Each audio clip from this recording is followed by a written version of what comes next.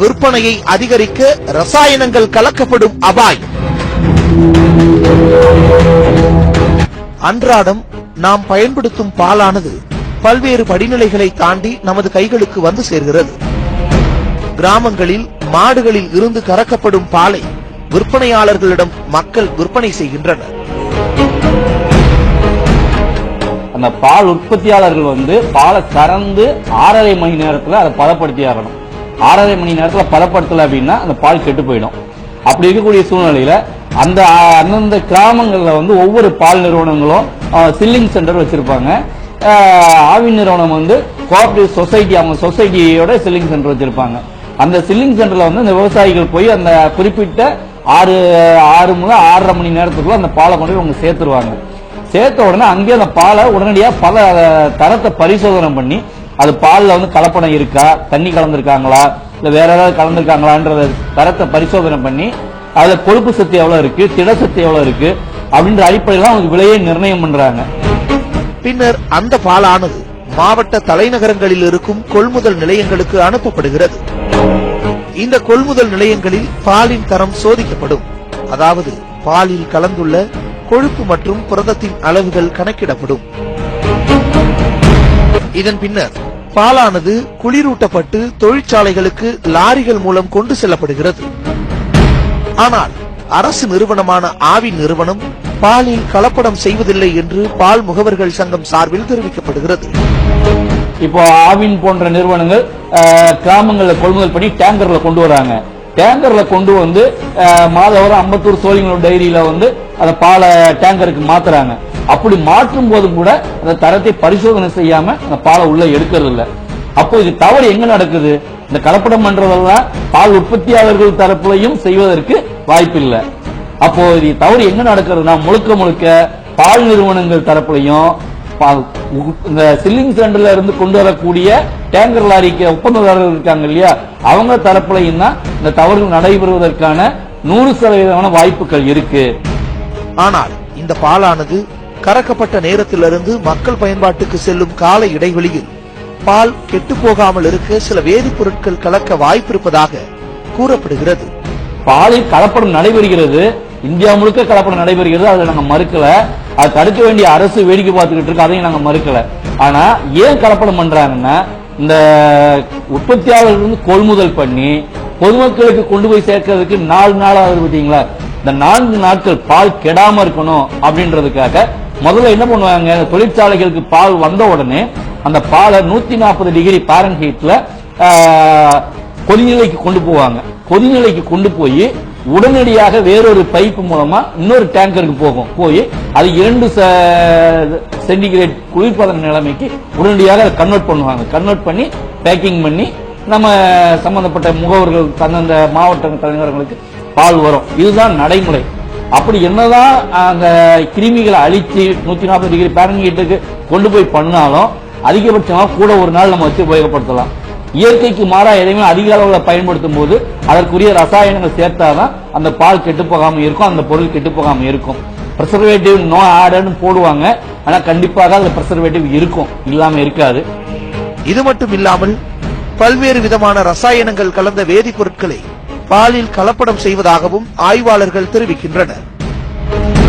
முக்கியமா என்னென்ன கெமிக்கல்ஸ் வேதிப்பொருட்களை கலக்குறாங்க அப்படின்னா, யூரியாவை கலக்குறாங்க.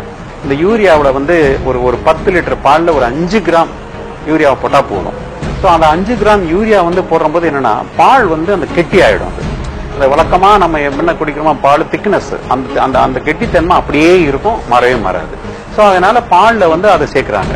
இரண்டாவது யூரியா போடுறதுடைய நோக்கம் என்ன அப்படின்னா, வேதியியல் முறையில அந்த அசிடிட்டி அமிலத்தன்மையை இது குறைச்சிடும். ஸோ அதனால நீங்க இந்த புளிப்புத்தன்மையும் வராது, பாலினுடைய புளிப்புத்தன்மை வரவே வராது. புளிச்சு போச்சுன்னு சொல்லுவாங்க பால், அந்த புளிப்புத்தன்மையே வராம பாதுகாத்துக்கணும். ரெண்டாவது சோடியம் பைகார்பனேட் அப்படின்னு சொல்லக்கூடிய ஒரு வேதிப்பொருள், அது கெட்டு போகாம இருக்கு, ரொம்ப நாளைக்கு வைக்கும். அப்புறம் சலவை சோடா நம்ம துணிகளை துவைக்கக்கூடிய ஒரு பொருள். அதை போடும்போது என்ன ஆகும்னா அந்த பால் நுரை கட்டும், அப்புறம் வெண்மை தன்மை இருக்கும். அந்த யூஸ்வலா வழக்கமா நம்ம சாப்பிடக்கூடிய பால் கொஞ்சம் வெளியில் மஞ்சளா இருக்கும், மஞ்சள் தன்மையா இருக்கும். ஆனா இந்த சலவை சோடா கலந்த பால் எப்படின்னா அப்படியே வெண்மையா இருக்கும், வெள்ளை வெளியேறுன்னு இருக்கும். சோ அந்த பால் வந்து பாத்தீங்கன்னா இந்த சலவை சோடா கலந்த இதா இருக்கும். மூணாவது வந்து ஹைட்ரஜன் பெராக்சைடு வந்து H2O2 அப்படின்னா ஹைட்ரஜன் பெராக்சைடுன்னு சொல்லிட்டு ஒன்னு கலக்குறாங்க. அது வந்து அந்த நுரைப்பு தன்மை வரும். அந்த பாலை ஊத்தி ஒரு பாத்திரத்துல இன்னொரு பாத்திரம் ஊத்துற போது அதிகமான நுரை வரும். நமக்கு என்ன நினைப்போம் அந்த பால் வந்து நல்ல நுரை கட்டி வருது அப்படின்னு நினைப்போம். ஆனா அல்லவே இல்லாது. அந்த ஹைட்ரஜன் பெராக்சைடுன்ற ஒரு வேதிப்பொருள் வந்து அது புண்களை கழுவுறதுக்காக போடக்கூடிய ஒரு மருந்து அது. ஆனால் சில தனியார் தொழிற்சாலைகளில் பாலின் நுரைப்பு தன்மையை அதிகரிக்கவும் திடத்தன்மையை அதிகரிக்கவும் சர்க்கரை, குளுக்கோஸ் உள்ளிட்ட பொருட்களை சேர்க்க வாய்ப்பிருப்பதாகவும் முகவர்கள் தெரிவிக்கின்றனர். குளுக்கோஸ், சர்க்கரை, இந்த சர்க்கரை குளுக்கோஸ் தன்மை என்னன்னு பாத்தீங்கன்னா குளிர் பதன நிலைமையில இருக்கும்போது அந்த பாலை வந்து திக்கா காட்டும். இப்ப சாதாரண ஒரு பால் பாக்கெட் வாங்குறோம் அப்படின்னா நீங்க வாங்கி நம்ம பொதுவாக எல்லாருமே என்ன பண்ணுவோம், வாங்கின உடனே அந்த பாலை கட் பண்ணி உபயோகப்படுத்திடுவோம். இல்ல குளிர்பதன நிலைமையில வச்சிருவோம், குளிர்சாதன பெட்டியில வச்சு அந்த அதே நிலைமையில எடுத்து நம்ம யூஸ் பண்ணுவோம். ஆனா அது யாராவது என்னைக்காவது ஒரு நாள் காய்ச்சாம ஒரு 1 மணி நேரம் 2 மணி நேரம் வெளியில வச்சிருந்து அதுக்கப்புறம் எடுத்து அதை கட் பண்ணி காய்ச்சிருக்க மாட்டோம், எனக்கு பால் கெட்டு போயிடும் அப்படின்னு நம்ம உடனே காய்ச்சிருவோம், இல்ல அதை பண்ணிடுவோம். ஆனா வேணா நீ ஒரு நாள் பரிசோதனை செஞ்சு பாருங்க. ஒரு நாள் அந்த குளிர்பதன நிலைமையில இருக்கும் போது எடுத்து அந்த பாலை ஒரு பாத்திரத்துல ஊத்தி பாருங்க. இன்னொரு பாலை ஒரு 1 மணி நேரம் 2 மணி நேரம் கழித்து வெளியில கூலிங்ல வைக்காம எடுத்து ஊத்தி பாருங்க. அது ஊத்தி பாருங்க, 2 பாலுக்கும் வித்தியாசம் வரும். என்ன வித்தியாசம் வரும்னா அதோட திடசத்து வித்தியாசம் வரும். அந்த திடசத்து வித்தியாசம் வருது. அந்த சர்க்கரை குளுக்கோஸ் சேர்க்கப்பட்ட பாலாக இருந்தா குளிர்சாதன நிலைமையில இருக்கும் போது திக்கா இருக்கும். அந்த குளிர்சாதன நிலைமை போனதுக்கு அப்புறம் பால் தண்ணியா போயிடும். இது மாதிரியான விஷயங்களுக்காக தான் இந்த சர்க்கரை போன்ற குளுக்கோஸ் போன்ற விதங்களை வந்து இந்த நிறுவனங்கள் பயன்படுத்துறாங்க.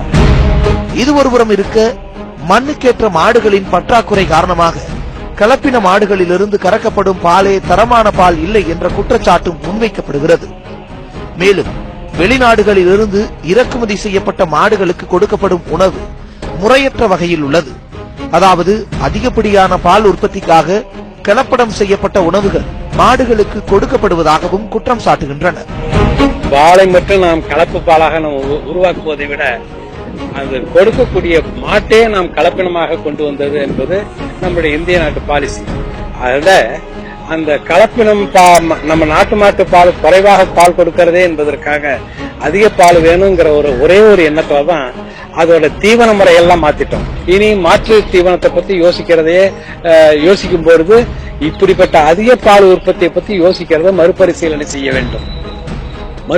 செய்யணும். நமக்கு இருக்கக்கூடிய மாடு எவ்வளவு பால் கொடுக்குதோ அதுல அதிகப்படியாக பால் கொடுக்கக்கூடிய மாட்டோடைய பினோடிபிக், ஜீனோடிபிக் அப்படின்னு சொல்லுவோம். அதோட மரபு வழியிலிருந்து கொண்டு வந்து கொஞ்சம் கொஞ்சமா நம்மளுடைய சந்ததியை உயர்த்திருக்க வேண்டும் ஒழிய திடீரென்று அயல் நாட்டிலிருந்து மாடுகளை கொண்டு வந்து இறக்குமதி பண்ணி அந்த குளிர்நாட்டிலிருந்து வந்த மாடுகளை இறக்குமதி பண்ணி அதன் மூலமாக பாலை உற்பத்தி செய்யணும் அப்படின்னு நினைச்சதுங்கிறது அவ்வளவு சரியான அறிவார்ந்த செயலாக இப்பொழுது கருதப்படவில்லை என்கிறது தான் உண்மை. இது மட்டும் இல்லாமல் சில பண்ணைகளில் சுரப்பு ஊசிகளின் மூலம் சில மருந்துகளை மாடுகளுக்கு செலுத்தி பாலை கறக்கின்றனர். இதனால் கறக்கப்படும் பாலானது நச்சுத்தன்மை கொண்டதாக இருக்கும் என்றும் கூறுகின்றனர். அந்த பாலை உற்பத்தி பண்றதுக்கு கூட இப்ப சில இடங்கள்ல கண்ணூட்டி இறந்து போயிருதுன்னு வச்சுக்கோங்க. கண்ணூட்டி இறந்துருச்சுன்னா அந்த பாலை இறக்கணும், அதற்காக சொரப்பு ஊசி அப்படின்னு போட்டு பால் கறக்குறாங்க. சொரப்பு ஊசிங்கிறதே இந்த நம்மெல்லாம் பெண்கள்லாம் மருத்துவமனைக்கு குழந்தை பிறப்புக்காக போகும்போது அந்த கற்ப வாய் திறக்கிறதுக்கும் அந்த இடுப்பு எலும்பு நெகிழ்ந்து கொடுப்பதற்காகவும் போடக்கூடிய ஆக்சிடோசின்ங்கிற ஹார்மோன் ஊசி தான் போட்டுதான் குழந்தை பிறப்பு நடக்குது. அந்த ஹார்மோன் ஊசியை போட்டு, அதான் சொரப்பு ஊசி, அதை போட்டுதான் ஊர் கிராமங்கள்ல அந்த பாலை இறக்கி அந்த பாலை மற்ற பாலோட கலந்து வியாபாரத்துக்கு போகுது. பால் சார்ந்து தயாரிக்கப்படும் மற்ற பொருட்களான சில இனிப்பு வகைகள், ஐஸ்கிரீம்கள் உள்ளிட்டவற்றை உருவாக்கும் போது பாலை கொதிக்க வைக்காமல் அப்படியே பயன்படுத்துவதால் பல்வேறு பாதிப்புகள் வர வாய்ப்புள்ளது. இதுபோன்ற கலப்படமிக்க பால் மற்றும் பால் சார்ந்த பொருட்களை பயன்படுத்தும் போது குழந்தைகள் முதல் முதியவர்கள் வரை அனைவரது உடல் நலமும் பாதிக்கப்படுவதாக மக்கள் குற்றம் சாட்டுகின்றனர். பால் அங்கிருந்து வருது, வந்த கோல்டு செயின்ல வருது, அது பாஸ்டரைசர் மில்க், பாய்ச்சரைசர் மில்க் தான் அது. அப்படின்னா பாய்ச்சரைசேஷன் அப்படின்னா அது முற்றாக ஸ்டெரிலைஸ் பண்ணப்பட்ட பால் அல்ல, பாதுகாக்கப்பட்ட பால். இந்த கிருமிகள்லாம் மேற்கொண்டு வளராம பாதுகாக்கப்பட்ட பால் தான் அது. அதுல அந்த கிருமிகள்லாம் நீக்கப்பட்ட பால் இல்ல. அந்த பாலை இப்ப வாங்குறவங்க ஐஸ்கிரீம் சாப்பிடுறவங்க, செய்யறவங்க, மில்க் ஷேக் செய்யறவங்க, அந்த பாலை பயன்படுத்தி செய்யக்கூடியவங்க எல்லாம் வேணா டீ கடையில வேணா பாலை மறுபடியும் கொதிக்க வச்சு செய்யறாங்களே ஒழிய மற்ற இந்த இப்படிப்பட்ட இண்டஸ்ட்ரி முழுக்க பாக்கெட் பாலை காய்ச்சாமல் அப்படியே பயன்படுத்துகிறார்கள். அந்த பால்ல அந்த பிரியானா வைரஸ் இருக்கு.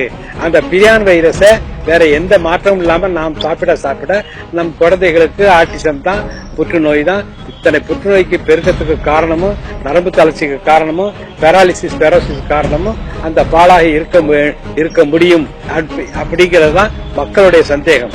அதை நிவர்த்தி செய்ய வேண்டியது அரசாங்கத்தின் பொறுப்பு. கடந்த சில ஆண்டுகளுக்கு முன்பு உச்சநீதிமன்றத்தில் பாலில் கலப்படம் செய்வதை தடுத்து நிறுத்த கோரி வழக்கு ஒன்று தொடரப்பட்டது. இதை விசாரித்த உச்சநீதிமன்றம் இந்தியா முழுவதும் கறக்கப்படும் பால் மாதிரிகளை எடுத்து சோதனை செய்யும்படி உத்தரவிட்டது. அந்த சோதனையில் இந்தியா முழுவதிலும் எடுக்கப்பட்ட பால் மாதிரிகளில் 68% கலப்படம் செய்யப்பட்டுள்ளதாக தகவல்கள் வெளியாகியுள்ளது. வீரியம் பெறுவதற்கான வாய்ப்பு இருப்பதாகவும் மருத்துவர்கள் தெரிவிக்கின்றனர். கலப்பின பாலை நாம் இன்றைக்கு அறிந்தோமானால் ஒரு 20 வருஷம் 30 வருஷம் கழிச்சுதான் அதனுடைய ஆஃப்டர் எஃபெக்ட் தெரியும் அப்படின்னு கண்டுபிடிச்சிருக்காங்க. அது எப்படின்னா பிரியான், PRION பிரியான்ங்கிற ஒரு வைரஸ், அதுவும் ஒரு அமினோ ஆசிட் குரூப் தான்.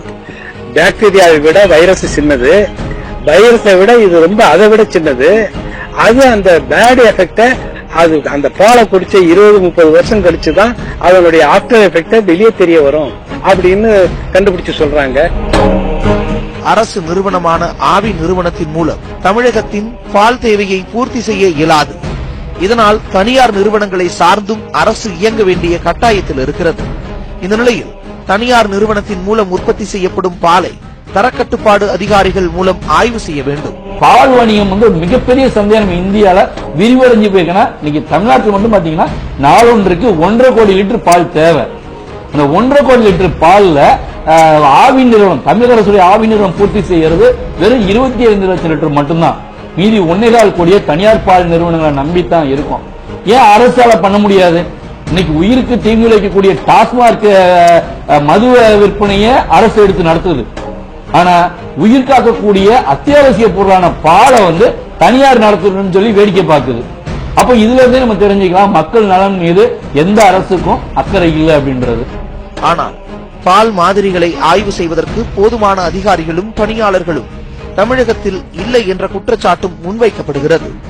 இதனால் பாலில் கலப்படம் இருக்கிறதா இல்லையா என்பதை கண்டறிவதில் சுணக்கம் காணப்படுவதாகவும் துறை சார்ந்த அதிகாரிகள் தெரிவிக்கின்றனர்.